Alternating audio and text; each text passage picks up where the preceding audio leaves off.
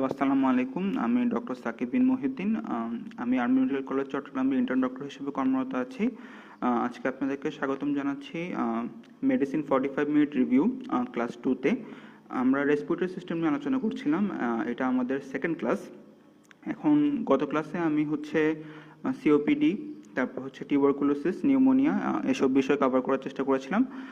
আজকের ক্লাসে আমরা primary tumours of lung, secondary tumours of lung, bronchial asthma এবং কিছু মিসেলেনিয়াস টপিকস, এই টপিকসগুলো কভার করার চেষ্টা করব। আচ্ছা, ঠিক আছে। ওকে, প্রথমত আমরা টিউমার্স অফ লাংয়ে চলে আসি। এখন টিউমার্স অফ লাং দুই ধরনের, একটা প্রাইমারি টিউমার অফ লাং, একটা secondary tumour of lung. Primary tumour of lung যেটা যে লাংসের নিজস্ব টিস্যু টিউমার, আর সেকেন্ডারি টিউমার যেটা অন্য কোনো জায়গা থেকে মেটাস্টাসিস হয়ে আপনার যে লাংসে যদি আসে, সেটা সেকেন্ডারি টিউমার। এখন যদি আপনাদেরকে জিজ্ঞেস করা হয় এটিওলজি অফ প্রাইমারি টিউমার, মানে প্রাইমারি টিউমারের এটিওলজি কি, তখন যদি আপনারা একটা কজও বলেন, তখন আপনারা কি বলবেন? তখন আপনারা বলবেন এটা cigarette smoking. Cigarette smoking is the most common cause of lung cancer. এখন এখানে ডেভিডসনে লেখা আছে যারা স্মোকার, তাদের mortality rate in lung cancer is more than 40 times than normal people.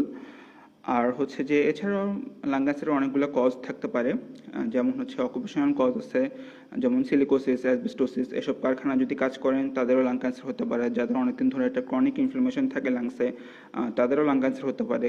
যারা অ্যাক্টিভ স্মোকার, তারা ছাড়াও যাদের যে প্যাসিভ স্মোকিং একটা জিনিস আছে, ধরেন আপনি স্মোকার এবং আপনি আপনার পরিবারের সামনে স্মোক করেন, তখন আপনার স্মোকিংয়ের যে ইফেক্টটা সেটা কিন্তু আপনার পরিবারের উপরে পড়বে। তাহলে অ্যাক্টিভ প্যাসিভ স্মোকার এবং অকুপেশনাল ডিজিজেস এবং ক্রনিক ইনফ্লামেশন, এগুলোই মোটামুটি যে প্রাইমারি টিউমার অফ লাংসের মোস্ট কমন কজ। এখন আমরা কিছু এসবি এর অ্যান্সার বলে দেবো আপনাদেরকে। What is the most common cancer in men, এই কোশ্চেন যদি করা হয় তাহলে এটার অ্যান্সার হবে যে লাং ক্যান্সার। এটা ডেভিডসনে লেখা আছে। ফিমেলও লাং ক্যান্সার বেশ কমন, এমনকি ডেভিডসনে এটাও লেখা আছে বর্তমানে ইউএসএ এবং ইউকেতে ব্রেস্ট ক্যান্সার বেশি, কিন্তু লাং ক্যান্সার হচ্ছে। আচ্ছা, what are the types of primary tumours, এই কোশ্চেন অ্যান্সার হবে adenocarcinoma, squamous cell carcinoma, small cell carcinoma and large cell carcinoma. And what is the most common primary tumour of lung, এটা adenocarcinoma, 35 থেকে 40% মতো। আচ্ছা, what is the most common tumour in smokers যদি জিজ্ঞেস করা হয় তাহলে এটার অ্যান্সার হবে যে squamous cell carcinoma. What is the most common tumour in female যদি জিজ্ঞেস করা হয় তাহলে এটা হবে adenocarcinoma. What is the most common tumour in non smoker যদি জিজ্ঞেস করা হয় তাহলে এটার অ্যান্সার হবে অ্যাডিনোকার্সিনোমা। আচ্ছা, যদি জিজ্ঞেস করা হয় সবচেয়ে বেশি ইনভেসিভ বা সবচেয়ে বেশি অ্যাগ্রেসিভ টিউমার কোনটা, তাহলে এটার অ্যান্সার হবে small cell tumour of the lungs. এগুলো মোটামুটি বাই আসে, কখনো কখনো এগুলো এসবিএ, এমসিকিউ, এগুলোর জন্য মেইনলি স্মোক ইম্পর্টেন্ট। আচ্ছা, পরে আমরা যদি চলে আসি তাহলে আমরা যদি clinical feature of primary tumour of লাংয়ে চলে আসি, তাহলে প্রথমে থাকবে কাফ। এই কাফ হবে ড্রাই কাফ। এছাড়াও এই কাফটা পুরুলেন্ট হতে পারে যদি ধরেন আপনার প্রাইমারি টিউমার অফ লাং আছে, সাথে আপনার কোনো একটা ইনফেকশনও আছে, তখন কাফটা পুরুলেন্ট হতে পারে, বাট ইউজুয়ালি কাফটা হবে ড্রাই কাফ। আচ্ছা, এছাড়া হেমোপ্টাইসিস থাকতে পারে। হেমোপ্টাইসিস মাইল্ড টু মডারেট হতে পারে, যদি ইনফেকশন থাকে তাহলে হেমোপ্টাইসিস বেশি হতে পারে, বাট অনেক সময় প্রফিউজ সিভিয়ার হেমোপ্টাইসিস হতে পারে। এই জিনিসটা যে আমরা কিন্তু গত ক্লাসে এটা বলেছিলাম। ধরেন একটা ব্রঙ্কাসের মধ্যে একটা টিউমার আছে, এখন সেটা যে পাশে একটা মেজর ভেসেল আছে। এখন কোনো কারণে টিউমারটা যদি ভেসেলটার মধ্যে যদি ইনভেড করে ফেলে, তখন এখানে একটা ফিস্চুলার মধ্যে ফর্মেশন হবে, মানে ভেসেল আর ব্রঙ্কাসের মধ্যে। তখন কিন্তু আপনার একদম এখানে প্রফিউজ হেমোপ্টাইসিস হবে। আচ্ছা, এছাড়াও কি হতে পারে, ধরুন ব্রঙ্কাসের আশেপাশে একটা টিউমার আছে, সেটা ব্রঙ্কাসটাকে কনস্ট্রিক্ট করে ফেললো, ব্রঙ্কাসটাকে চেপে ফেললো। এখন যদি কমপ্লিটলি যদি অবস্ট্রাকশন করে ফেলে তাহলে কিন্তু এখানে আপনার collapse of A lobe of lung হতে পারে। হ্যাঁ, যদি কলাপস হয়ে যায় তাহলে এখানে ব্রেথলেসনেস, মেডিয়াস্টিনাল ডিসপ্লেসমেন্ট, ডাল পারকাশন নোড, আর আমরা রিডিউস ব্রেথ সাউন্ড পাবো। আর যদি পার্শিয়াল অবস্ট্রাকশন হয় তখন কিন্তু আমরা পাবো মনোফোনিক ইউনিল্যাটারাল হুইজ। অ্যান্ড ব্যাপারটা এটা যেখানে অবস্ট্রাকশন হবে সেখানে আমরা হুইজটা পাবো। এই হুইজটা কাফের সাথে চেঞ্জ হবে না এবং লাংসে আর কোথাও হুইজ পাওয়া যাবে না। আচ্ছা, এছাড়াও হচ্ছে আপনার হচ্ছে এই টিউমারের জন্য স্ট্রাইডর হতে পারে। টিউমারটা যদি ল্যারিংসে যদি অবস্ট্রাক্ট করে, ট্রাকিয়া অথবা কোনো যদি হচ্ছে মেজর ব্রঙ্কাসের উপর অবস্ট্রাক্ট করে রাখে, তাহলে হচ্ছে এই প্রাইমারি টিউমারের জন্য কিন্তু আমাদের স্ট্রাইডরও থাকতে পারে।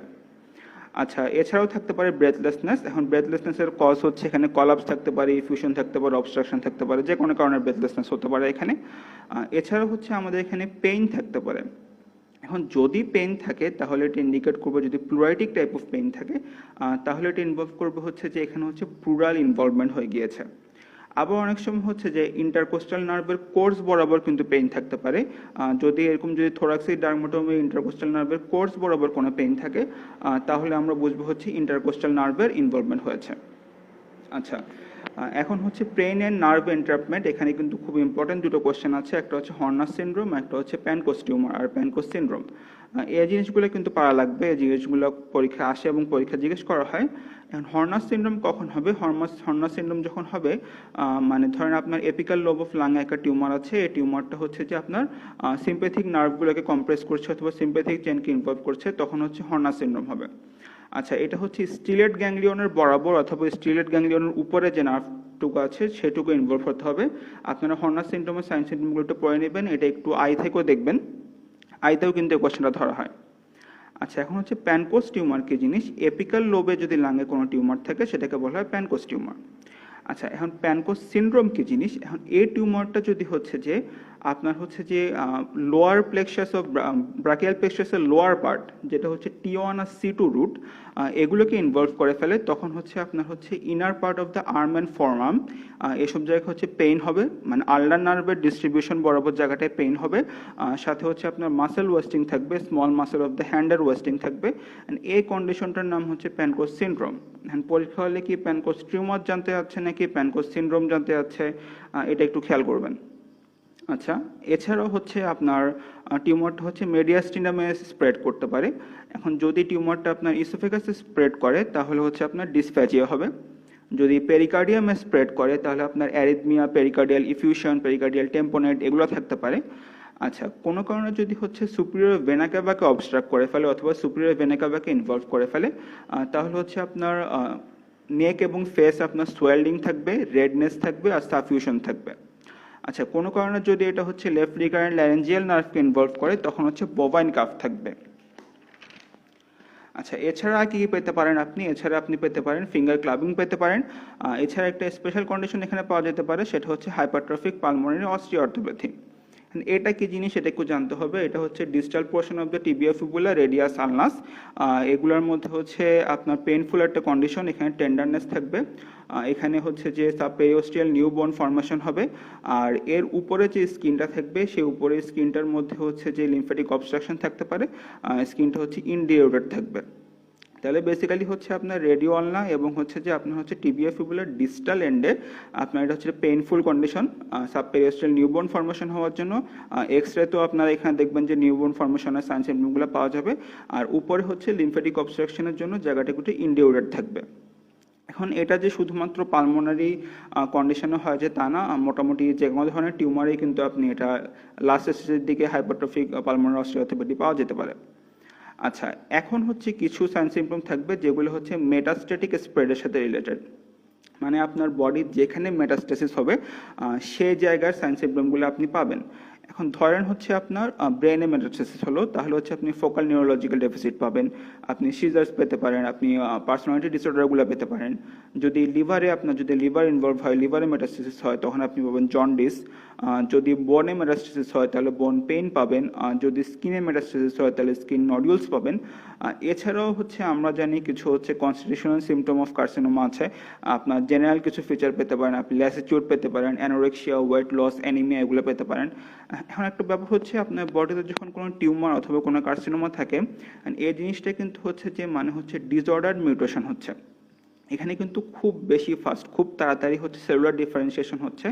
এখন যখন কোথাও হচ্ছে এরকম সুপার ফাস্ট সেলুলার ডিফারেন্সিয়েশন হয়, এখন হওয়ার জন্য তো সেখানে নিউট্রিশন লাগবে, এরা কিন্তু বডির অনেক অনেক বেশি নিউট্রিশন নিয়ে ফেলে। যদি নিউট্রিশন নিয়ে ফেলে তখন কিন্তু আপনার এই ওয়েট লস, অ্যানিমিয়া, উইকনেস এসব কন্ডিশন কিন্তু পেতে পারেন। এটা টিউমারটাই কিন্তু অনেকটা প্যারাসাইটের মতো কাজ করে, কিন্তু আপনার বডির নিউট্রিশন নিয়ে নিজের গ্রোথ বৃদ্ধি করে। আচ্ছা, এখন একটা খুব ইম্পর্টেন্ট পোর্শন নিয়ে আলোচনা করব, এটা হচ্ছে প্যারানিওপ্লাস্টিক সিনড্রোম। এই কোশ্চেন মোটামুটি শুধুমাত্র আন্ডার গ্রাজুয়েট লেভেলে না, এফসিবিএস এমডি সব কিছুর জন্য এই কোশ্চেন ইম্পর্টেন্ট। এখন প্যারানিওপ্লাস্টিক সিনড্রোমের মধ্যে প্রথমে আমরা পড়বো এন্ডোক্রাইন। হ্যাঁ, এন্ডোক্রাইন ব্যাপারটা হচ্ছে যে টিউমারের যে সেলগুলো থাকে, এসব সেল থেকে হচ্ছে যে উল্টাপাল্টা অনেক হরমোন সিক্রেট করতে পারে। মানে এখানে হচ্ছে যে নর্মাল সেলের যে ফাংশন থাকে সেই ফাংশনগুলো না হয় এখান থেকে হচ্ছে অনেক ধরনের হরমোন সিক্রেশন হতে পারে, সাবস্টেন্স সিক্রেশন হতে পারে। অ্যান্ড কি সিক্রেশন হচ্ছে ওইটার উপর ডিপেন্ড করে হচ্ছে যে প্যারানিওপ্লাস্টিক সিনড্রোম কোনটা হবে ওটা ডিপেন্ড করতেছে। এখন ধরেন যদি এখান থেকে যদি হচ্ছে এডিএইচ মানে ভ্যাসোপ্রেসিন যদি বেশি বেশি রিলিজ হওয়া শুরু করে, তখন এই জিনিসের নাম আমরা বলবো syndrome of inappropriate ADH secretion. আচ্ছা, এছাড়াও হচ্ছে এখান থেকে একটোপিক এসিটিএইচ সিক্রেশন হতে পারে। অ্যান্ড এই জিনিসগুলো যদি আপনার একটু বইয়ে তাগায় রাখেন, সিয়ার্ড আর একটোপিক এসিটিএইচ সিক্রেশন, এই দুটো কিন্তু মোস্ট কমনলি হয় স্মল সেল কার্সিনোমাতে। এটা একটা এমসিকিউর জন্য ইম্পর্টেন্ট জিনিস। আচ্ছা, এছাড়াও হচ্ছে এখান থেকে আর কি সিক্রেশন হতে পারে, এখান থেকে হচ্ছে সিক্রেশন হতে পারে প্যারাথরমোন। অ্যান্ড প্যারাথাইরয়েড হরমোনের কাজ কি, তারা হচ্ছে এখানে হচ্ছে বডিতে ক্যালসিয়াম লেভেল বাড়ায় দেয়। তাহলে আপনি এখানে কি পাবেন, হাইপার ক্যালসিয়ামিয়া পাবেন আর হচ্ছে পিটিএইচ এর লেভেল বেশি পাবেন। অ্যান্ড এই জিনিসটা হয় হচ্ছে স্কোয়ামাস সেল কার্সিনোমাতে। মানে প্যারানিওপ্লাস্টিক সিনড্রোম কোনটা কোন জায়গায় হয় এটা একটু জানা লাগবে। আচ্ছা, এছাড়াও কার্সিনয়েড সিনড্রোম পাওয়া যেতে পারে এখানে, সেটা হচ্ছে অ্যাডিনোকার্সিনোমাতে থাকবে। গাইনোকোম্যাসিয়া পাওয়া যেতে পারে, এটা হচ্ছে অ্যাডিনোকার্সিনোমাতে থাকবে। এখন আপনি যেখানে গাইনোকোম্যাসিয়া পড়বেন সেখানে বেসিক্যালি দুইটা জিনিস হবে, একটা হচ্ছে ইস্ট্রোজেনের অ্যান্ড্রোজেনের রেশিওটা হচ্ছে উল্টাপাল্টা হয়ে যাবে, হয় অ্যান্ড্রোজেন কমে যাবে না হলে ইস্ট্রোজেন বেড়ে যাবে। এটা এখন যে মেকানিজমে হোক, সব ধরনের গাইনোকোম্যাসিয়ার মেকানিজম মোটামুটি সেম। আচ্ছা, এছাড়াও কিছু নিউরোলজিক্যাল ফিচার পাওয়া যেতে পারে, যেমন পলিনিউরোপ্যাথি, মাইলোপ্যাথি, সেরেব্রাল ডিজেনারেশন, এগুলো পাওয়া যেতে পারে। আর আদার কজের মধ্যে আমি মোটামুটি বলে ফেলেছি, ক্লাবিং পাওয়া যেতে পারে, হাইপারট্রফিক পালমোনারি অস্টিওআর্থ্রোপ্যাথি পাওয়া যেতে পারে, পলিমায়োসাইটিস, ডার্মাটোমায়োসাইটিস, এসব জিনিস পাওয়া যেতে পারে। আচ্ছা, ঠিক আছে, এখন হচ্ছে যে মোটামুটি আমরা সাইন সিমটম কি থাকবে এবং এগুলো মোটামুটি কভার করে ফেলেছি। এখন আমরা কিভাবে ডায়াগনোস করব এটা। আচ্ছা, এখন ডায়াগনোসিসের এক নাম্বার হচ্ছে ইমেজিং। হ্যাঁ, ইমেজিংয়ে এই জিনিসটা আপনার জন্য খুব ইম্পর্টেন্ট। এটা কিন্তু অস্পিতেও আসতে পারে, এটা কিন্তু রিটেনও আসতে পারে, এটা কিন্তু ভাইভাতেও জিজ্ঞেস করতে পারে। যে আপনার বই খুলে দেখবেন যে প্রাইমারি টিউমার ফ্লাং এগুলো কিন্তু হচ্ছে আপনার 8টা রেডিওলজিক্যাল ফিচার আছে, মানে কি কি হতে পারে।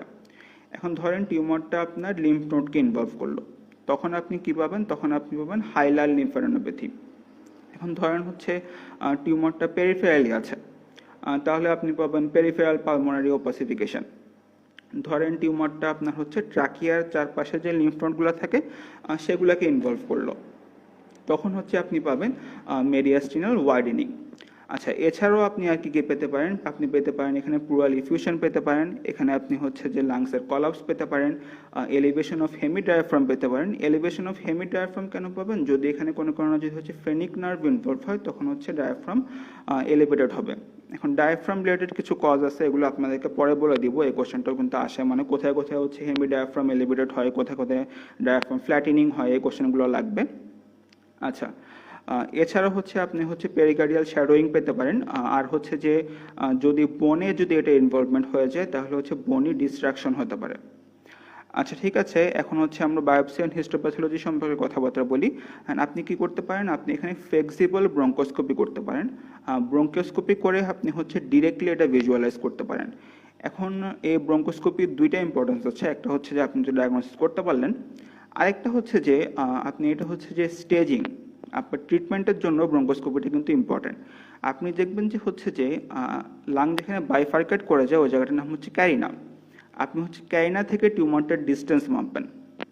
এই ডিস্টেন্সটা কিন্তু একটা প্রগনোস্টিক ফ্যাক্টর, এটা দিয়ে আপনি বুঝতে পারবেন যে আপনার সার্জিক্যাল ইন্টারভেনশন পসিবল নাকি পসিবল না। আচ্ছা, ঠিক আছে, এখন যদি হচ্ছে আপনার সেন্ট্রাল টিউমার হয়, মানে লাংসের যদি মধ্যের দিকে টিউমারগুলো থাকে, যেগুলো হচ্ছে বেসিক্যালি অ্যাডিনোকার্সিনোমাগুলো সেন্ট্রালি হয়, সেগুলো কিন্তু আপনি ব্রঙ্কোস্কোপির মাধ্যমে ডায়াগনোস করতে পারবেন।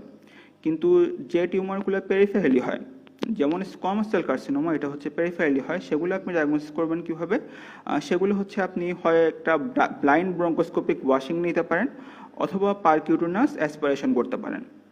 মানে হচ্ছে যে আপনি বাহির থেকে হচ্ছে পারকিউটেনাস নিডল বায়োপসি করতে পারেন। এটা আপনি সিটি স্ক্যানের মাধ্যমে করতে পারেন, আলট্রাসোনোগ্রাফি গাইডেডও করতে পারেন, এটা আপনার ইচ্ছা। এছাড়া হচ্ছে নন ইনভেসিভ কিছু প্রসিডিওর আছে, ধরেন হচ্ছে আপনার পেশেন্ট এত খারাপ অবস্থা, মানে আপনি হচ্ছে যে ব্রঙ্কোস্কোপি করবেন অথবা পারকিউরিনাস সাইটোলজি করবেন, এগুলো অ্যাকচুয়ালি করা পসিবল না। তখন হচ্ছে আপনার স্পুটাম অ্যানালাইসিস করবেন, এটা হচ্ছে একটা নন ইনভেসিভ প্রসিডিওর। এখানে হচ্ছে যে জিনিসটাকে বলা হয় এক্সফোলিয়েটিভ সাইটোলজি। আমরা জানি আমাদের হচ্ছে সেলগুলো হচ্ছে শেডিং হয়, মানে সেলগুলোর মধ্যে এক্সফোলিয়েশন হয়। এখন যদি হচ্ছে আপনি যদি ওই জায়গায় সিক্রেশনগুলোর মধ্যেও যদি হচ্ছে অ্যানালাইসিস করেন, তাহলে কিন্তু আপনি হচ্ছে ম্যালিগন্যান্ট সেল পাবেন, মানে আপনি যদি স্পুটাম অ্যানালাইসিস করেন তখন কিন্তু ম্যালিগন্যান্ট সেল পাবেন। এখন এটা সেন্সিটিভিটি স্পেসিফিসিটি কম, কিন্তু কথা হচ্ছে যে এই জিনিসও অনেক সময় ইউজ করা হয়। আচ্ছা, কোনো কারণে যদি প্লুরাল ইফিউশন থাকে, তাহলে কিন্তু হচ্ছে যে মোস্ট অ্যাপ্রোপ্রিয়েট ওয়ে হবে হচ্ছে আপনি প্লুরাল অ্যাসপিরেশন করবেন, প্লুরাল ফ্লুইড অ্যাসপিরেশন করবেন এবং অ্যাসপিরেশন করে অ্যানালাইসিস করবেন। এই ফ্লুইডটার সঙ্গে হচ্ছে হেমোরেজিক হবে এবং সেখানে হচ্ছে আপনি ম্যালিগন্যান্ট সেল পাবেন। আচ্ছা, এছাড়াও যদি হচ্ছে আপনি যদি মেটাস্টেসিস দেখতে চান, তাহলে হচ্ছে আপনার যে অর্গানে মেটাস্টেসিস হচ্ছে সেখান থেকে আপনি টিস্যু নেবেন, স্যাম্পল নিয়ে বায়োপসি করবেন। এছাড়াও আরও কিছু জিনিসপত্র করা যেতে পারে, যেমন কম্বাইন সিটি স্ক্যান করা যেতে পারে, হোল বডি পেট স্ক্যানিং করা যেতে পারে। এগুলো ইউজুয়ালি ওভাবে করা হয় না, এগুলো হচ্ছে জাস্ট কোথায় কোথায় মেটাস্টেসিস হয়েছে এটা দেখার জন্য। আচ্ছা, আমরা এখানে টিউমারের স্টেজিং সম্পর্কে একটু পড়বো। স্টেজিং খুব একটা বেশি ইম্পর্টেন্ট না, ভাইবাতে লাগতে পারে। বেসিক্যালি এখানে আপনার জানা দরকার কোন পর্যন্ত আপনি সার্জিক্যাল ইন্টারভেনশন করতে পারবেন এবং কোন পর্যন্ত আপনি সার্জিক্যাল ইন্টারভেনশন করতে পারবেন না। আচ্ছা, যদি আমি স্টেজিংটা দেখি, তাহলে হচ্ছে 1 to 4 সেন্টিমিটার যদি ডায়ামিটার হয় without any lymph node involvement, এটা হচ্ছে যে আপনার হচ্ছে স্টেজ 1। 4 to 5 সেন্টিমিটার এবং যদি উইদাউট এনি নোডাল ইনভলভমেন্ট, তাহলে এটা হচ্ছে স্টেজ 2A। আর যদি 5 সেন্টিমিটার হচ্ছে বড়, অথবা 1 to 5 সেন্টিমিটার এবং হচ্ছে ইপসিল্যাটারাল হাইলার লিম্ফ নোড ইনভলভমেন্ট, তখন এটাকে আমরা বলবো 2B। আর 3 হচ্ছে 7 সেন্টিমিটারের বড় এবং হচ্ছে একটির বেশি লিম্ফ নোড ইনভলভ। একটির বেশি লিম্ফ নোড ইনভলভ কি হতে পারে? ইপসিলেটারাল মেডিয়াস্টিনাল লিম্ফ নোড ইনভলভ হতে পারে, সাবক্রেনিয়াল লিম্ফ নোড ইনভলভ হতে পারে, কন্ট্রাল্যাটারাল লিম্ফ নোডগুলো ইনভলভ হতে পারে, অথবা হচ্ছে সুপ্রাক্লাভিকুলার লিম্ফ নোড ইনভলভমেন্ট হতে পারে। এই জিনিসটাকে পুরোটাকে বলা হয় স্টেজ 3। আর যদি কোনো মেটাস্টেসিসের ফিচার পান, সেটা যেখানেই হোক না কেন, এটাকে আমরা বলবো স্টেজ 4। এখন আপনি কোন পর্যন্ত সার্জারি করতে পারবেন? আপনি হচ্ছে যে স্টেজ 1 পর্যন্ত যদি সার্জারি করেন, তাহলে 5 ইয়ার সার্ভাইভালের রেট হবে আপনার 75%। স্টেজ 2তে যদি আপনি সার্জারি করেন, তখন হচ্ছে আপনার 55% অফ দ্য সার্ভাইভাল রেট। এরপরে কিন্তু আসলে হচ্ছে আমাদের ওইরকম ভালো সার্ভাইভাল রেট থাকে না এবং ওইরকম ভালো আমরা সার্জারি করি না। আচ্ছা, সার্জারি ছাড়াও আপনি কি ট্রিটমেন্ট দিতে পারেন? আপনি হচ্ছে এখানে রেডিওথেরাপি দিতে পারেন, কেমোথেরাপি দিতে পারেন। এখন স্কোয়ামাস সেল কার্সিনোমাগুলো হচ্ছে রেডিওথেরাপির প্রতি ভালোভাবে রিয়াক্ট করে, আর হচ্ছে অ্যাডিনোকার্সিনোমাতে কেমোথেরাপি ভালো কাজ করে। এখন এটা কেমোথেরাপিটি কীভাবে স্টার্ট করতে হবে এগুলো সম্পর্কে কিছু কথাবার্তা লেখা আছে, এগুলো যদি আপনারা চান পড়ে নিতে পারেন। এখানে সিসপ্লাটিন, ভিঙ্কিস্ট্রিন, এটোপোসাইড, অঙ্কোভিন কিছু কেমোথেরাপিউটিক এজেন্টের নাম দেওয়া আছে, একটা দুটো বলতে পারলেই হবে। এছাড়াও আমাদের আরও কিছু অ্যাপ্রোচ আছে, আমরা হচ্ছে রেডিওথেরাপি, কেমোথেরাপি একসাথে ইউজ করতে পারি। আবার হচ্ছে চার্ট থেরাপি বলে একটা জিনিস আছে, কন্টিনিউয়াস হাইপারফ্র্যাকশনেটেড এক্সিলারেটেড রেডিওথেরাপি, এগুলো ব্যবহার করা যায়। লেজার থেরাপি ব্যবহার করা যায়, কার্বন ডাইঅক্সাইড স্টেন্টিং করা যায়। এগুলো অ্যাডভান্স ট্রিটমেন্ট, এগুলো জাস্ট যদি একটা দুটো নাম বলতে পারেন তাহলে ভালো। এগুলো basically nice to know question, এখানে ওইরকম ইম্পর্টেন্ট না। আচ্ছা, ঠিক আছে। এখন আমরা হচ্ছে এই যে মেটাস্টেসিস হলো, মেটাস্টেসিসটা কোথায় কোথায় স্প্রেড করতে পারে এটা আমরা একটু দেখি। লিম্ফেটিক স্প্রেড হতে পারে। লিম্ফেটিক স্প্রেড হচ্ছে মেডিয়াস্টিনাল এবং সুপ্রাক্লাভিকুলার লিম্ফ নোডে। এছাড়াও ব্লাডবোর্ন মেটাস্টেসিস হতে পারে। ব্লাডবোর্ন হবে হচ্ছে লিভার, বোন, ব্রেন, অ্যাড্রেনাল অ্যান্ড স্কিনে। আচ্ছা, এখানে মোটামুটি আমাদের প্রাইমারি টিউমার নিয়ে আলোচনা সমাপ্ত। প্রাইমারি টিউমার মোটামুটি এতটুকু জানলেই হবে। এছাড়াও আপনারা হচ্ছে ডেভিডসনটা কষ্ট করে একবার পড়ে নেবেন। আর আব্দুল্লাহ স্যারের শর্ট কেস লং কেসেও হচ্ছে যে জিনিসগুলো খুব সুন্দর করে দেওয়া আছে। এখন আমরা সেকেন্ডারি টিউমার নিয়ে একটু কথাবার্তা বলি। সেকেন্ডারি টিউমার মোস্ট কমনলি কোনখান থেকে আসবে? আসবে হচ্ছে ব্রেস্ট থেকে আসবে, কিডনি থেকে আসবে, ইউটেরাস থেকে আসবে, ওভারি, টেস্টিস, থাইরয়েড এবং অস্টিওজেনিক অ্যান্ড আদার সার্কোমাস। এসব জায়গা থেকে হচ্ছে বেসিক্যালি আপনার হচ্ছে সেকেন্ডারি টিউমার অফ লাংস হতে পারে। এখন ধরেন আপনার সেকেন্ডারি টিউমার অফ লাংস হলো, এটা আপনি বুঝবেন কীভাবে? আপনি হচ্ছে এক্স রে করবেন। এক্স রেতে এটার একটা ক্যারেক্টারিস্টিক্স ফাইন্ডিং আছে, সেটা হচ্ছে যে ক্যানন বল মেটাস্টেসিস।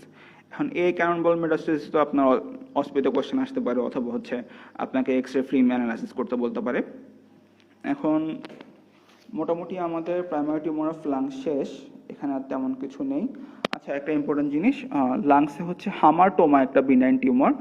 হামারটোমা হচ্ছে যে এটা হচ্ছে normal cell in abnormal pattern, এই জিনিসটা এসবিএতে আসে। এটা হচ্ছে খুবই বিনাইন একটা টিউমার, লোকাল রিজেকশন করলে এটা হচ্ছে যে 100% কিউরেবল। অনেক সময় স্যাররা কোয়েশ্চেন করতে বসে হামারটোমার কোথায় পাওয়া যায়, হামারটোমা কিডনিতে পাওয়া যায় আর লাংসে পাওয়া যায়, এই দুটাই হচ্ছে ক্যারেক্টারিস্টিক্স। আচ্ছা ঠিক আছে, ওকে আমরা একটা ছোট টপিক বলি, এটা হচ্ছে যে primary eosinophilia or vasculitis. Primary eosinophilia আপনাদের রিটিনার জন্য খুব একটা ইম্পর্টেন্ট না, বাইবাতে আসতে পারে, কিন্তু ওই জিনিসটা বলছি কারণ হচ্ছে এটা আপনাদের সিলেবাসের মধ্যে আলাদা টপিক হিসেবে দেওয়া আছে। আচ্ছা, প্রাইমারি ইওসিনোফিলিয়া অথবা পালমোনারি ইওসিনোফিলিয়া এটা হচ্ছে যে association of radiographic abnormalities with peripheral blood eosinophilias. তার মানে হচ্ছে যে আপনার হচ্ছে লাংসের মধ্যে আমি এক্সট্রাতে একটা অ্যাবনর্মালিটি পাবো, প্লাস হচ্ছে আপনার ব্লাডে ইওসিনোফিল লেভেল হাই থাকবে, এই জিনিসের নাম হচ্ছে পালমোনারি ইওসিনোফিলিয়া। এখান থেকে জাস্ট আপনি কয়টা কজ পড়বেন না, তেমন কিছু আপনার জানার দরকার নেই। এখন আমরা মোটামুটি মাইক্রোবায়োলজিতে পড়ছিলাম যে কোনো প্যারাসাইটিক ইনফেকশনে ইওসিনোফিল কাউন্ট বাড়তে পারে। এখানেও সেম জিনিস, যেমন হচ্ছে যে হেলমিন্থ, অ্যাসকারিস, টক্সোকারা, ফাইলেরিয়াসিস, এগুলোতে সবগুলোতে হচ্ছে আপনার ইওসিনোফিল কাউন্ট বাড়তে পারে। এছাড়া হচ্ছে বিভিন্ন ধরনের ফাঙ্গাল ইনফেকশনে আপনার ইওসিনোফিল কাউন্ট বাড়ে। অ্যাসপারজিলাস ফিউমিগেটাস, এটা হচ্ছে ব্রঙ্কোপালমোনারি অ্যাসপারজিলোসিস করে, অ্যালার্জিক ব্রঙ্কোপালমোনারি অ্যাসপারজিলোসিস।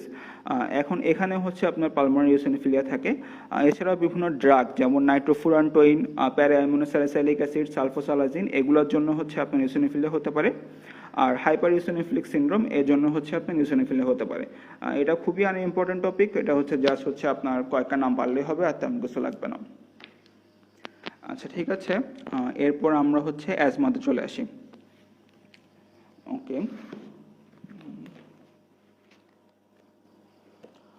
আচ্ছা অ্যাজমাতে প্রথমে আপনি কি কি পড়বেন, অ্যাজমা থেকে কি আসতে পারে এটা একটু আগে বলে নিই। অ্যাজমা থেকে হচ্ছে আপনার রিটেনে কোশ্চেন আসবে, অ্যাজমা থেকে আপনার ভাইভাতে কোশ্চেন আসবে, অ্যাজমা আপনার লং কেসও আসতে পারে, এবং মোটামুটি এর একটা ইম্পর্টেন্ট টপিক, কারণ এটা হচ্ছে বেশ কমন একটা টপিক। এখন অ্যাজমা আপনি হচ্ছে যে মেডিসিন থেকেও পড়বেন, আপনি পেডিয়াট্রিক্স থেকেও পড়বেন। এখন পড়ার সময় একটা কাজ করবেন, দুইটা একটু মিলায় পড়বেন। এখন দুইটা ট্রিটমেন্ট কাছাকাছি, এখন পরীক্ষার সময় একটা জিনিস হয় যে এত বেশি মানে এত টাইম কম থাকে যে মানে দুইটা জিনিস আলাদা আলাদা করে পড়া সমস্যা হয়ে যায়। কিছু জিনিস পেডিয়াট্রিক্স এবং হচ্ছে মেডিসিন মিলায় পড়বেন, যেমন হচ্ছে ইনফেক্টেড ডিজিজগুলো, অ্যাকুট গ্যাস্ট্রোএন্টেরাইটিস, তারপর হচ্ছে এন্টেরিক ফিভার, এই জিনিসগুলো হচ্ছে মোটামুটি সেম জিনিস, এখন দুইটা একসাথে মিলায় পড়বেন। তারপর মিজেলস, তারপর হচ্ছে অ্যাজমা, এগুলো হচ্ছে যে ওখান থেকেও পড়বেন এখান থেকেও পড়বেন, দুইটা মিলায় নিজের মতো একটা বানায় নেবেন, ওটাই হচ্ছে আপনি বলবেন। আচ্ছা ঠিক আছে, অ্যাজমাতে বেসিক্যালি কি হয়, অ্যাজমাতে বেসিক্যালি হচ্ছে যে আপনার তিনটা জিনিস হয়। এটা হচ্ছে ইয়ার ফ্লো লিমিটেশন, ইয়ারওয়ে হাইপার রেসপন্সিভনেস এবং ব্রঙ্কিয়াল ইনফ্লামেশন। এখন ব্যাপারটা হচ্ছে আমরা যদি অ্যাজমার ডেফিনেশনটা একটু দেখি, অ্যাজমা হচ্ছে একটা chronic inflammatory disorder of airways associated with airway hyperresponsiveness that leads to recurrent episodes of wheezing and breathlessness, chest tightness, coughing, particularly in night and in early morning. So basically আমরা যদি অ্যাজমার প্যাথোজেনেসিসটা একটু বোঝার চেষ্টা করি, অ্যাজমার প্যাথোজেনেসিসটা হচ্ছে এরকম, কোনো কারণে হচ্ছে যে আপনার ইয়ারওয়েতে হাইপার রেসপন্সিভনেস হলো, ইয়ারওয়েতে হাইপার রেসপন্সিভনেস হলো মানে হচ্ছে ধরেন আপনার হচ্ছে ফুলের রেণু বা পোলেন অথবা কোনো একটা ড্রাগ, এর কারণ হচ্ছে যে আপনার ইয়ারওয়ে হাইপার রেসপন্সিভ হয়ে গেল। ইয়ারওয়ে হাইপার রেসপন্সিভ হয়ে গেল মানে হচ্ছে ইয়ারওয়েতে ব্রঙ্কো কনস্ট্রিকশন হলো, ইয়ারওয়েতে মিউকোসাল ইডিমা হলো, ইনক্রিজ ব্রঙ্কিয়াল সিক্রেশন হলো। এসব কারণ হচ্ছে আপনার কি হবে, আপনার ইয়ারওয়ে কনস্ট্রিক্ট করা যাবে। অ্যান্ড ইয়ারওয়ে যদি কনস্ট্রিক্ট করা যায় তখন হচ্ছে আপনার কি হবে, তখন হচ্ছে আপনার ইয়ার ফ্লো লিমিটেশন হবে। আচ্ছা, এই কথাগুলোই কিন্তু হচ্ছে অ্যাজমার প্যাথোজেনেসিসের মধ্যে লেখা আছে, airway hyper responsiveness and air flow limitation. আচ্ছা, এই দুটা কেন হয় আমরা বুঝতে পারলাম। এছাড়া কি হবে, এখানে ব্রঙ্কিয়াল ইনফ্লামেশন হবে।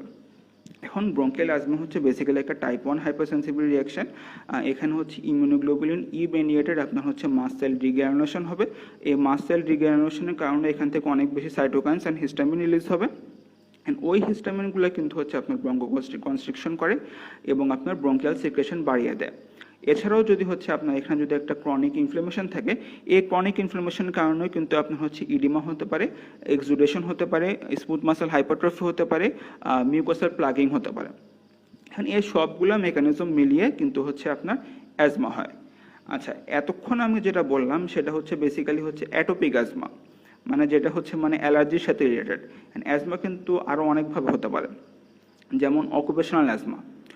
ধরেন আপনি হচ্ছে ডাস্ট হয়, ধরুন হচ্ছে আপনি তুলা কটন কারখানায় কাজ করেন, তো এখানে হচ্ছে অনেক বেশি ডাস্ট। এখন এই ডাস্টের প্রতি আপনার হচ্ছে আপনার ইয়ারও সেন্সিটিভ, এই ডাস্টের জন্য কিন্তু আপনার অ্যাজমা হতে পারে। অথবা কথা হচ্ছে যে আপনি বিভিন্ন ড্রাগ, যেমন হচ্ছে অ্যাসপিরিন ইন্ডিউস অ্যাজমা বলে কিন্তু একটা জিনিস আছে। অ্যাসপিরিন ইন্ডিউস অ্যাজমা কি জিনিস, এটা একটু পারা লাগবে। হ্যাঁ, aspirin or salicylate group, aspirin একটা স্যালিসাইলেট, এই গ্রুপের ড্রাগগুলো কিন্তু আপনার কি করে, এগুলো কিন্তু সাইক্লোঅক্সিজেনাস ইনহিবিটর, মানে অ্যারাকিডোনিক অ্যাসিডের যে মেটাবলিজম পাথওয়ে আছে সেগুলোর মধ্যে এরা কিন্তু হচ্ছে সাইক্লোঅক্সিজেনাস ইনহিবিটর। এখন যদি এরা হচ্ছে সাইক্লোঅক্সিজেনাস পাথওয়েকে ইনহিবিট করে দেয়, তখন আপনার অ্যারাকিডোনিক অ্যাসিড মেটাবলিজ হবে কি দিয়ে, মেটাবলিজ হবে হচ্ছে লাইপোঅক্সিজেনাস পাথওয়ে দিয়ে। এখন লাইপোঅক্সিজেনাস পাথওয়ে দিয়ে মেটাবলিজ হয়ে কিন্তু সে হচ্ছে বডিতে অ্যাসবোজেনিক লিউকোট্রায়েন্স এই জিনিসের পরিমাণ বাড়ায় দেবে। তাহলে আপনি যদি অ্যাসপিরিন খান অথবা স্যালিসাইলেট গ্রুপের ওষুধগুলো খান, তখন হচ্ছে আপনার সাইক্লোঅক্সিজেনাস পাথওয়ে ইনহিবিট হওয়ার কারণে আপনার লাইপোঅক্সিজেনাস পাথওয়ে ওভার অ্যাক্টিভেট হয়ে যাবে, যার জন্য আপনার হচ্ছে বডিতে লিউকোট্রায়েনের অ্যামাউন্ট বেড়ে যাবে। অ্যান্ড এই লিউকোট্রায়েনের অ্যামাউন্ট বেড়ে যাওয়ার জন্য কিন্তু আপনার অ্যাজমা হতে পারে। হ্যাঁ, অ্যাজমা বিভিন্ন মেকানিজম হতে পারে, আমি এগুলো অ্যাকচুয়ালি বলার চেষ্টা করছিলাম। আচ্ছা, এখন অ্যাজমার আমরা ক্লাসিফিকেশনটা পড়ি। অ্যাজমার ক্লাসিফিকেশন এটা কিন্তু আব্দুল্লাহ স্যারের বইতে মোটামুটি সবচেয়ে বেস্ট দেওয়া আছে। আব্দুল্লাহ স্যারের বইতে এটা হচ্ছে intermediate asthma, persistent asthma, acute exacerbation আর সাম স্পেশাল অ্যাজমা এভাবে ভাগ করা আছে। এখন ইন্টারমিডিয়েন্ট অ্যাজমা অথবা হচ্ছে যে মাইল্ড ইন্টারমিডিয়েন্ট অ্যাজমা, এই জিনিসটা কি, এটা কিন্তু পাওয়া লাগবে, এটা কিন্তু বারবার জিজ্ঞেস করে। এটা হচ্ছে যে আপনার হচ্ছে less than 2 nocturnal symptom in a month. মানে নকটার্নাল সিমটম মানে হচ্ছে যে আপনার রাতে হচ্ছে যে অ্যাজমা অ্যাটাক হয়, আপনার শ্বাসকষ্ট হয়, আপনি ঘুম থেকে উঠে যান, এটাই হচ্ছে নকটার্নাল সিমটম। হ্যাঁ, মাসে যদি এই জিনিস 2 বারের কম হয়, তখন এটা হচ্ছে ইন্টারমিডিয়েন্ট অ্যাজমা। আচ্ছা, পারসিস্টেন্ট অ্যাজমা কখন বলবেন? পারসিস্টেন্ট অ্যাজমা বলবেন হচ্ছে যখন এই জিনিস 2 বারের বেশি হচ্ছে এবং সাথে হচ্ছে আপনার ক্লিনিক্যাল সাইন সিমটম আছে এবং আপনার হচ্ছে যে লাং ফাংশন টেস্টগুলো অ্যাবনর্মাল। আচ্ছা, পারসিস্টেন্টকে আবার এখানে মাইল্ড, মডারেট, সিভিয়ার হিসেবে ভাগ করা যায়, এগুলো আপনি একটু পরে দিবেন, আমি আর বলছি না। আর হচ্ছে অ্যাকিউট এক্সারবেশন। অ্যাকিউট এক্সারবেশন কাকে বলে? অ্যাকিউট এক্সারবেশন হচ্ছে আপনি ডিসনিয়া থাকবে, আপনার রেসপিরেটরি ডিসিজ থাকবে এবং আপনি হচ্ছে একটা সেন্টেন্স আপনি হচ্ছে যে একটা ব্রেথে কমপ্লিট করতে পারবেন না। আচ্ছা, এখন আরও কিছু স্পেশাল ভ্যারাইটির অ্যাজমা আছে, যেমন calf variant asthma. Calf variant asthma সম্পর্কে কিছু কথাবার্তা জানতে হবে। কাফ ভ্যারিয়েন্ট অ্যাজমার ব্যাপারটা হচ্ছে যে অ্যাজমার আর যে সাইন সিমটম থাকে এখানে মোটামুটি কিছুই থাকবে না, এখানে শুধু কি থাকবে, এখানে হচ্ছে শুধুমাত্র কাফ থাকবে, ড্রাই কাফ থাকবে, আর কিছুই থাকবে না। অ্যান্ড কাফ ভ্যারিয়েন্ট অ্যাজমার আরেকটা নাম আছে, এটা হচ্ছে ইউসিনোফিলিক ব্রঙ্কাইটিস, এটা একটু জানা লাগবে। আচ্ছা, এছাড়াও আর আমাদের আছে exercise induce asthma. Exercise induce asthma জিনিসটা কি? এক্সারসাইজ ইনডিউস অ্যাজমা হচ্ছে যদি আপনি 10 মিনিটের মতো এক্সারসাইজ করেন তখন হচ্ছে আপনার FEV1 মানে হচ্ছে force expiratory volume in first second, এটা হচ্ছে 10%-এর মতো কমে যাবে। আচ্ছা, এছাড়া অকুপেশনাল অ্যাজমা আছে। অকুপেশনাল অ্যাজমা কি জিনিস আমি বলেছি, ড্রাগ ইনডিউস অ্যাজমা এটাও আমি বলেছি। এছাড়াও হচ্ছে সিজনাল অ্যাজমা থাকতে পারে। আচ্ছা, অ্যাজমার মধ্যে আরও কিছু টার্ম ইউজ করা হয়, যেমন অ্যাকিউট সিভিয়ার অ্যাজমা অথবা স্ট্যাটাস অ্যাজমাটিকাস। এটার ব্যাপারটা হচ্ছে অ্যাজমা ইউজুয়ালি হয় এপিসোডিক, মানে একটা অ্যাজমার এপিসোড হয়, এরপর জিনিসটা হচ্ছে যে মানে একটা অ্যাজমা ফ্রি নর্মাল পিরিয়ড থাকে, ক্লিনিক্যাল সিমটম ফ্রি, তারপর হচ্ছে আবার হচ্ছে একটা অ্যাজমা অ্যাটাক হয়। কিন্তু কথা হচ্ছে এই পেশেন্টের হচ্ছে মানে টানা অ্যাজমা থাকবে, মধ্যখানে কোনো অ্যাজমা ফ্রি পিরিয়ড থাকবে না, এবং হচ্ছে আপনি যেটা হচ্ছে যে কনভেনশনাল ব্রঙ্কোডাইলেটরস এগুলো দিলে কিন্তু হচ্ছে তার হচ্ছে ব্রঙ্কোডাইলেশন হবে না। আচ্ছা, এখন হচ্ছে পেশেন্টের যে অ্যাকিউট সিভিয়ার ব্রঙ্কিয়াল অ্যাজমা আছে এটা আপনি বুঝবেন কিভাবে?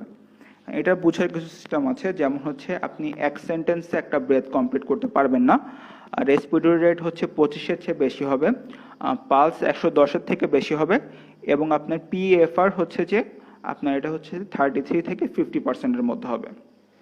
আচ্ছা, এছাড়াও হচ্ছে যে life threatening features of bronchial asthma, এটা একটু আপনারা পড়ে নেবেন, এটা কিন্তু বইতে দেওয়া আছে। এখানে একটা ইম্পর্টেন্ট জিনিস লেখা আছে, এটা হচ্ছে সাইলেন্ট চেস্ট। এখন সাইলেন্ট চেস্ট মানে কি? সাইলেন্ট চেস্ট ব্যাপারটা হচ্ছে যে এখন আপনার অ্যাজমার হুইজিং কখন হবে, মানে অ্যাজমাতে আপনি হুইজ রঙ্কা এগুলো কখন পাবেন? আর যখন হচ্ছে যে আপনি হচ্ছে এয়ারওয়ে অবস্ট্রাকশনের এগেনস্টে আপনার লাংস কাজ করে, এয়ারওয়ে অবস্ট্রাকশনের এগেনস্টে কাজ করে হচ্ছে আপনার যখন ব্রঙ্কাস দিয়ে বাতাস যাবে, তখনই তো বেসিক্যালি হুইজ রঙ্কা এসব জিনিস তৈরি হবে, তাই না? কিন্তু কথা হচ্ছে যে এ পেশেন্টের এমন অবস্ট্রাকশন হয়ে গিয়েছে, অথবা পেশেন্ট এত বেশি এক্সস্টেড হয়ে গিয়েছে, পেশেন্টের আর এই রেসপিরেটরি এফোর্টটা নাই। এখন যদি আপনাকে সাজেস্ট করে সাইলেন্ট চেস্ট কি জিনিস, সাইলেন্ট চেস্ট মানে হচ্ছে খুবই খারাপ কন্ডিশন। এখানে পেশেন্ট অ্যাকিউট সিভিয়ার ব্রঙ্কাল অ্যাজমায় থাকবে, কিন্তু পেশেন্টের কোনো প্রকার হুইজ রঙ্কায় কিছুই খুঁজে পাওয়া যাবে না। আচ্ছা, এখন আমরা যদি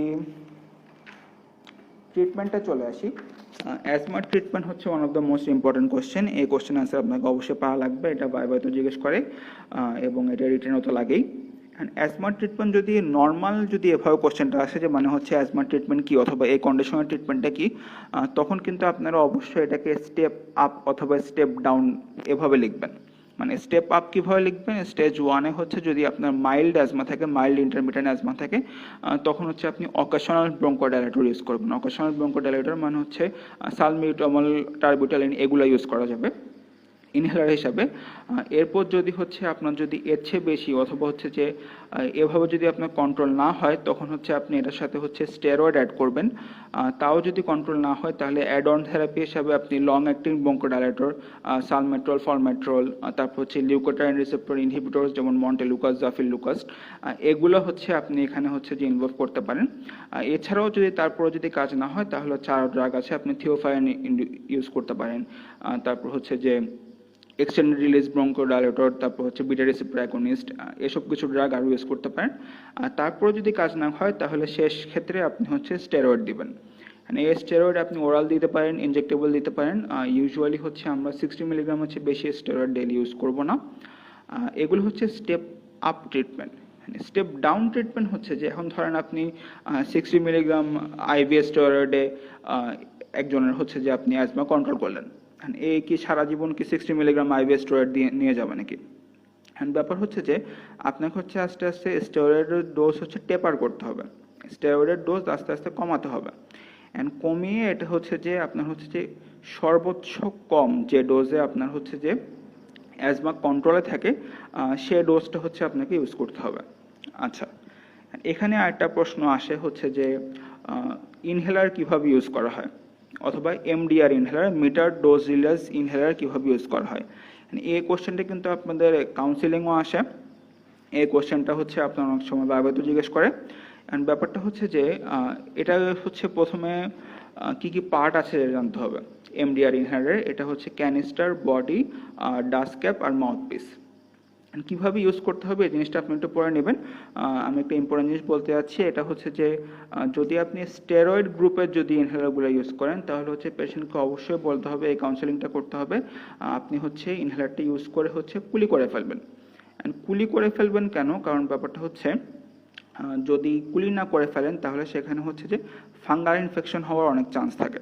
এই জিনিসটা স্যাররা শুনতে চায়, যদি আপনি কোনো স্টেরয়েড গ্রুপের ইনহেলার যদি কাউন্সেলিং করেন, তাহলে অবশ্যই পেশেন্টকে কুলি করতে বলবেন।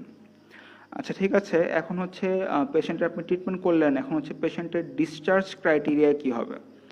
ডিসচার্জ ক্রাইটেরিয়া হবে পেশেন্ট হচ্ছে কোনো আইভি মেডিকেশন পাবে না, পেশেন্টের যে পিইএফআর সেটা হচ্ছে তার পার্সোনাল বেস্টে 75%-এর চেয়ে বেশি।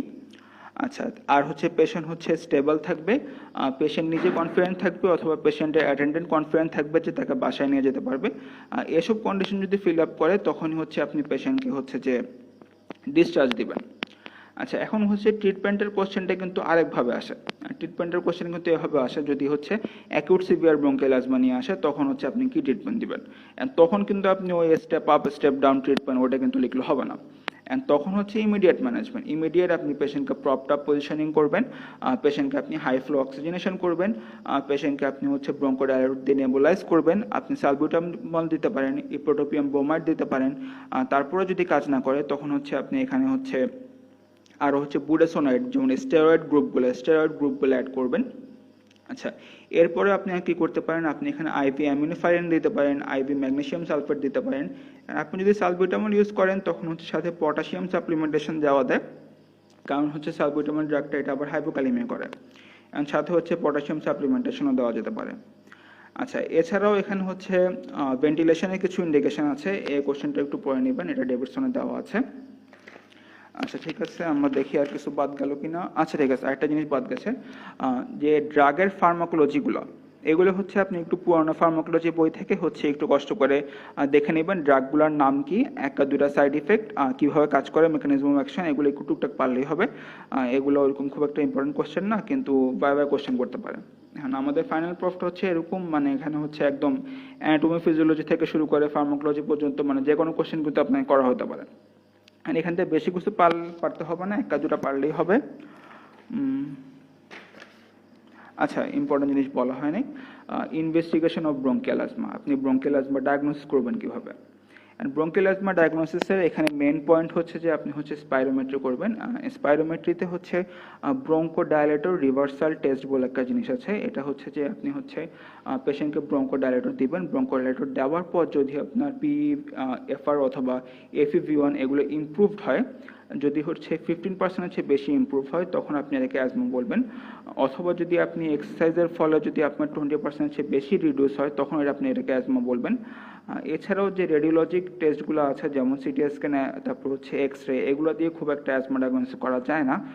যদি অ্যাসোসিয়েটেড কনসলিডেশন থাকে অথবা একটা ইনফেকশন থাকে, তখন হচ্ছে যে আপনি এখানে ডায়াগনোসিস করতে পারবেন। এছাড়া কিন্তু আপনি রেডিওলজিক্যাল ইনভেস্টিগেশন দিয়ে অ্যাজমা ডায়াগনোসিস করা যায় না। আচ্ছা, এছাড়াও হচ্ছে আপনারা একটা টেস্ট করতে পারেন, সেটা হচ্ছে allergen skin sensitivity test. And ব্যাপারটা হচ্ছে, যেহেতু এটা একটা টাইপ 1 হাইপারসেন্সিটিভ রিয়াকশন, এখন যাদের একটা ধরনের হচ্ছে হাইপারসেন্সিটিভ থাকে, তাদের কিন্তু হচ্ছে আরও অনেকগুলো থাকতে পারে। এখন এই অ্যালার্জেন স্কিন সেন্সিটিভিটি টেস্টটা করে আপনি দেখতে পারবেন হচ্ছে যে মানে আপনার পেশেন্ট কিসের প্রতি হচ্ছে সেন্সিটিভ। আচ্ছা, এগুলোই মোটামুটি অ্যাজমা নিয়ে ছিল। আজকে আমার টপিক মোটামুটি এগুলাই।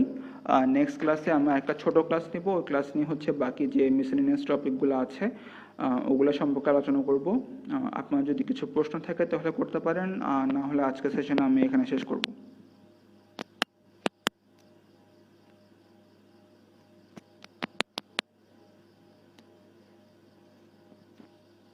আচ্ছা ঠিক আছে, ধন্যবাদ সবাইকে।